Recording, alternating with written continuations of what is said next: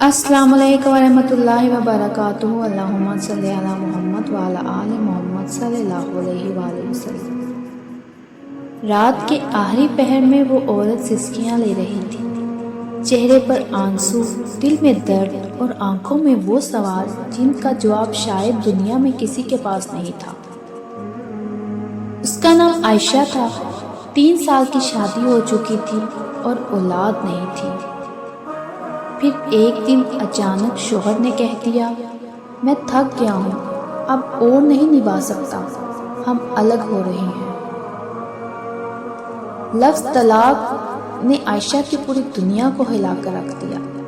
رخصتی کے دن جس دروازے سے وہ دلہن بن کر آئی تھی، آج اسی دروازے سے روتے ہوئے اپنے والدین کے گھر واپس آ گئی۔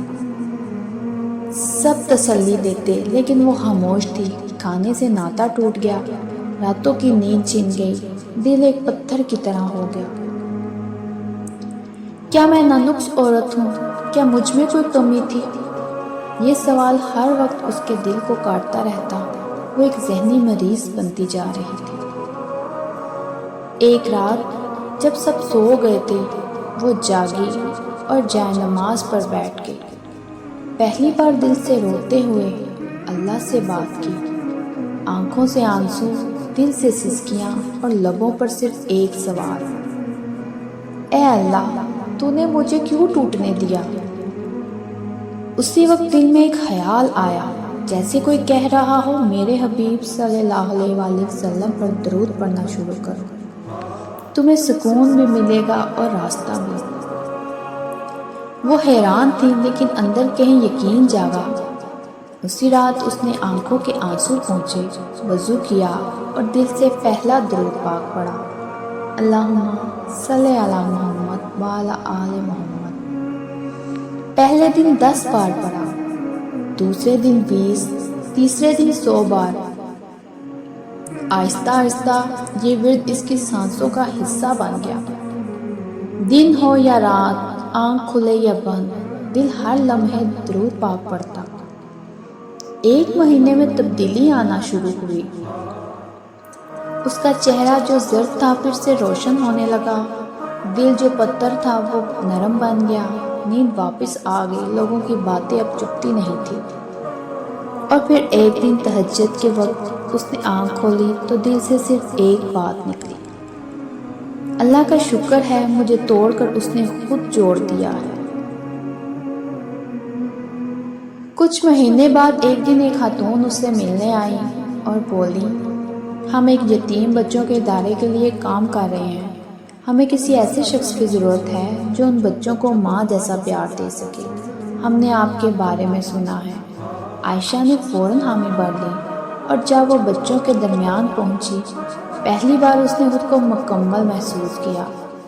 اس کی گود خالی تھی مگر اب کئی بچے اس کے گلے لگ کر امی کہنے لگے۔ وہ کہتی ہے شاید میرا نصیب ماں بننا تھا، مگر صرف ایک کا نہیں، بہت ساروں کا۔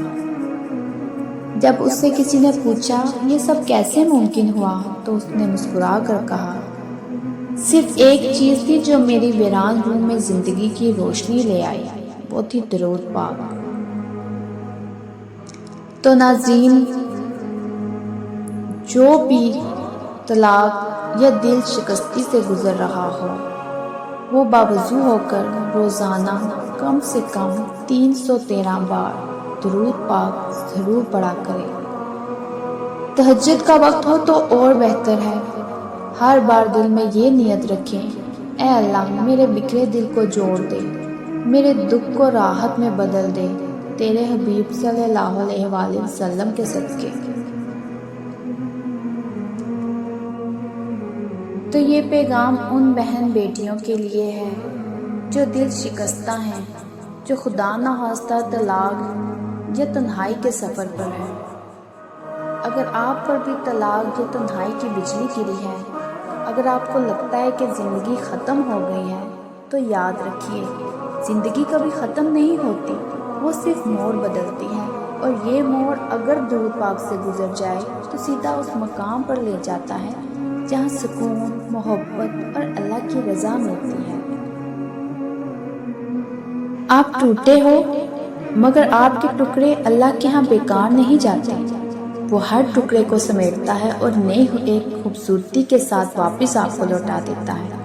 آپ صرف اتنا کرو، درود پڑھو، روتے جاؤ، مانگتے جاؤ۔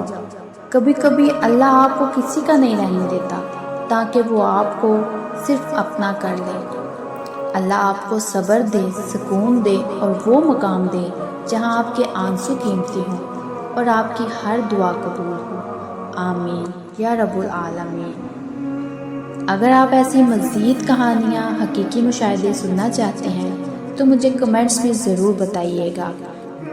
میرے چینل کو سبسکرائب کریں، لائک کریں، شیئر کریں اور مجھے کمنٹس میں ضرور بتائیے گا کہ کون کون درود پاک پڑھتا ہے یا آج سے پڑھنا شروع کرے گا۔